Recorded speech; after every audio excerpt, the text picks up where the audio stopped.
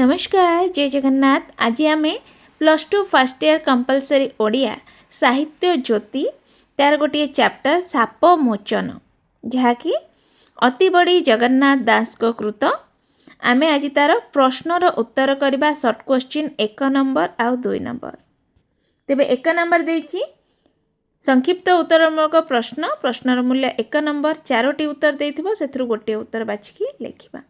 शुक केउं राज्यको द्वारकापुर कथा कहिसंती परीक्षित। प्रद्युम्न सांब आदि खेलिबा परे वन मध्यरे कौन खोजुथिले बारी। कूपरे पड़िथिबा अद्भुत जंतुटी देखिबाको किपरि पर्वत सदृश। कूपरे पड़िथिबा अद्भुत जंतुटीर नाम कौन कृकलास। श्रीकृष्ण पुआ माने हारी जिबार शुणी किए हसिबे सर्पजन। रोहिणी सुत कृष्ण पुत्र माने हारी जिबा कथा शुणी कौन हेबे निर्दय हेबे। द्वारकापुरर बधू माने कृष्ण मानक हारी जिबा कथा शुणी मुहरे कौन देई हसिबे बसन। तळकु मुह करी कूप मध्यरे पड़िथिबा कृकलास देखि किए चकित हेले देवराज। कृष्णकर कर लागी कृकलासर कौन हेला दिव्य स्वरूप धारण कला। किए कृकलास को ता पूर्वजन्म वृत्तांत विषय प्रश्न करथिले कृष्ण। कृकलास पूर्वजन्म रे कौन थिला नृगराज। नृगराज केउ वंशरे जात होइथिले इक्ष्वाकु वंशरे। पृथ्वीर दानी मानक मध्यरे किए अग्रणी नृगराज। नृगराज गाई मानक दोहन पाई केउ पात्र दान देइथिले कांस्य पात्र। नृगराज केउ मापर भूमि ब्राह्मण को दान देइथिले गो चर्म माप। नृगराज अज्ञान रे प्रभातरे विप्रहस्तरे कौन दान देले गाई। उत्सर्ग दान हरण कले। जीव अंतकाल कौन भोग करे नर्क। विप्रर वाक्य शुणी राजांक मुंडरे कौन पड़िला वज्र। नृगराज प्रथमे केउ भार को बहन कले पाप भार को। पाप भोगर अंते नृगराजा काहाको भेटिबे बोली जम कहिथिले मदन गोपालंकु। 2 नंबर देछि 1 नंबर विशिष्ट प्रश्न गोटे वाक्यर उत्तर दबा। सापमोचन कविता भागवतर केउं स्कंदर उद्धृत होइछि। सापमोचन कविता जगन्नाथ दास का अमर कृति भागवतर 10म स्कंदर उद्धृत। कृष्णकर 2 पुत्रंक नाम कौन प्रद्युम्न और सांब। कृष्ण कुमार माने क्रीड़ा करिबा परे कौन खोजिले प्रद्युम्न सांब। कृष्णक कुमार माने क्रीड़ा परे वन मध्यरे जल खोजिले। प्रद्युम्न और सांब कूप मध्यरे कौन देखिले प्रद्युम्न और सांब कूप मध्यरे एक पर्वत सदृश जंतुटी को देखिବାକୁ पाइले तार नाम कृकलास। कूप मध्यरे पड़िथिबा जीवटीर नाम कौन कूप मध्यरे पड़िथिबा जीवटीर नाम कृकलास। कृकलासर आकार किपरि थिला कृकलासर आकार पर्वत सदृश विराट काय थिला। कृष्ण पुत्र माने कृकलासर केउ अंशरे दौड़ी लगाई टाणिबाकु लागिले। कृष्ण पुत्र माने कृकलासर लांगुल रे दौड़ी लगाई टाणिबाकु लागिले। कृष्ण पुत्र माने कृकलास को कूअरु उद्धार न करि पारि काहाकु जणाइले। कृष्ण पुत्र माने कृकलास को कूअरु उद्धार न करि पारि एकथा कृष्ण को जणाइले। देवराज कृकलासर केउ अंग को धरी कूपरु बाहर कले। देवराज कृकलासर लांज को बाम हाथरे धरी ताकु कूपरु बाहर कले। नृगराज केउ वंशरे जात होइथिले से इक्ष्वाकु वंशरे जात होइथिले। सापमोचन कवितारे केउ दानी राजांक कथा कुहा जाइछि सापमोचन कवितारे नृगराजंक कथा कुहा जाइछि। काहाकु सर्वभूतंक आत्मा बोली कुहा जाइछि श्रीकृष्ण को सर्वभूतंक आत्मा बोली कुहा जाइछि।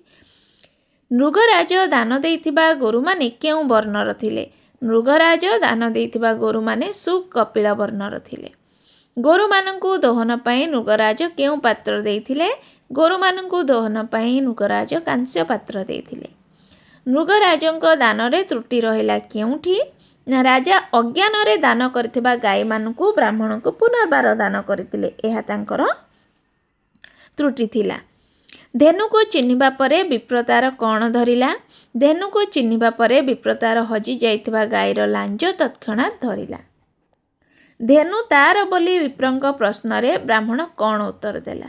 ଧେନୁ ତାର ବୋଲି ବିପ୍ରଙ୍କ ପ୍ରଶ୍ନରେ ବ୍ରାହ୍ମଣ ଜଣକ ରାଗରେ ପ୍ରଜ୍ୱଳିତ ହୋଇ ସଙ୍ଗେ ସଙ୍ଗେ ଦାନପ୍ରାପ୍ତି ଜଳ ତୁଳସୀ କୁଶ ତିଳକ ଇତ୍ୟାଦି ଚିହ୍ନ ତାଙ୍କୁ ଦେଖାଇଲେ। ବିପ୍ର ଧେନୁର କ'ଣ ଧରି ନିଜପୁରକୁ ଗଲା? ବିପ୍ର ଧେନୁର ଶିଙ୍ଗ ଧରି ନିଜପୁରକୁ ଯାତ୍ରା କଲା। ବ୍ରାହ୍ମଣ ଧେନୁର ଲାଞ୍ଜ ଧରିବା ପରେ ଉଭୟଙ୍କ ମଧ୍ୟରେ କ'ଣ ହେଲା? ବ୍ରାହ୍ମଣ ଧେନୁର ଲାଞ୍ଜ ଧରିବା ପରେ ଉଭୟଙ୍କ ମଧ୍ୟରେ କଳି ଉପୁଜିଲା। ଦୁଇ ବ୍ରାହ୍ମଣ କେଉଁଠାରେ କଳି କଲେ?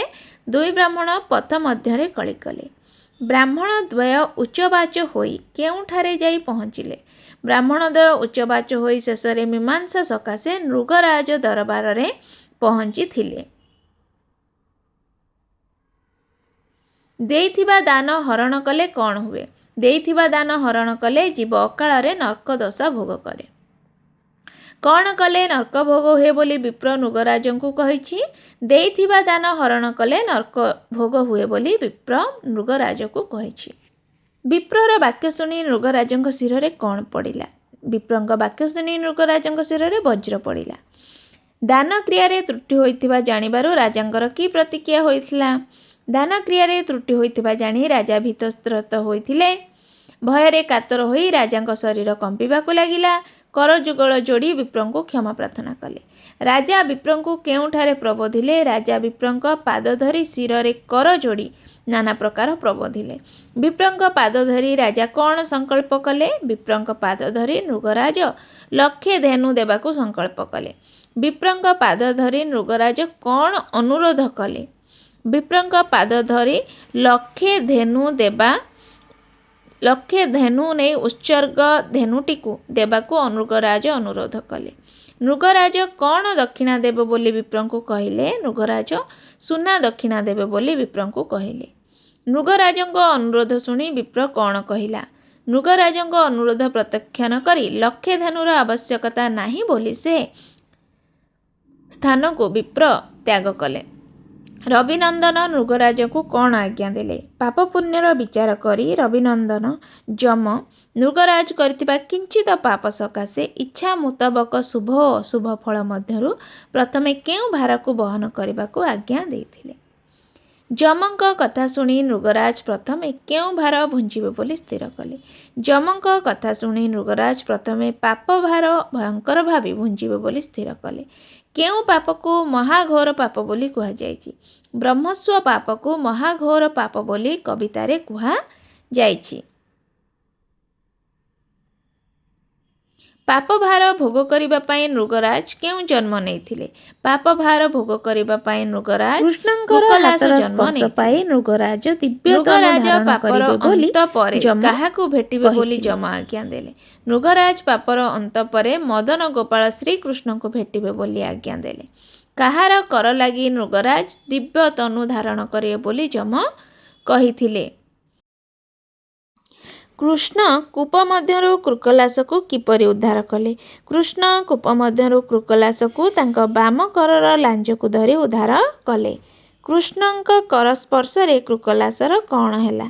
କୃଷ୍ଣଙ୍କ କର ସ୍ପର୍ଶରେ କୃକଲାସ ଦିବ୍ୟ ତନୁ ଧାରଣ କଲା। କେଉଁ ପାପ ମହାଘୋର? ବ୍ରହ୍ମସ୍ୱ ପାପ ମହାଘୋର ପାପ ଅଟେ। ନୃଗରାଜଙ୍କୁ କୃକଲାସ କରିବା ପାଇଁ କିଏ ନିର୍ଦ୍ଦେଶ ଦେଲେ? ରବିନନ୍ଦନ ଯମ ନୃଗରାଜକୁ କୃକଲାସ କରିବା ପାଇଁ ନିର୍ଦ୍ଦେଶ ଦେଲେ।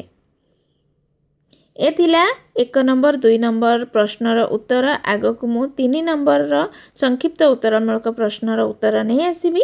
ଯଦି ଭିଡ଼ିଓଟି ଟିକେ ବି ହେଲ୍ପଫୁଲ୍ ରହିଥାଏ ନିଜ ସାଙ୍ଗମାନଙ୍କ ସହିତ ସେୟାର କରିବେ। ପୁଣି ଦେଖା ହେବ ଗୋଟେ ନୂଆ ଭିଡ଼ିଓରେ। ରହୁଛି, ଧନ୍ୟବାଦ।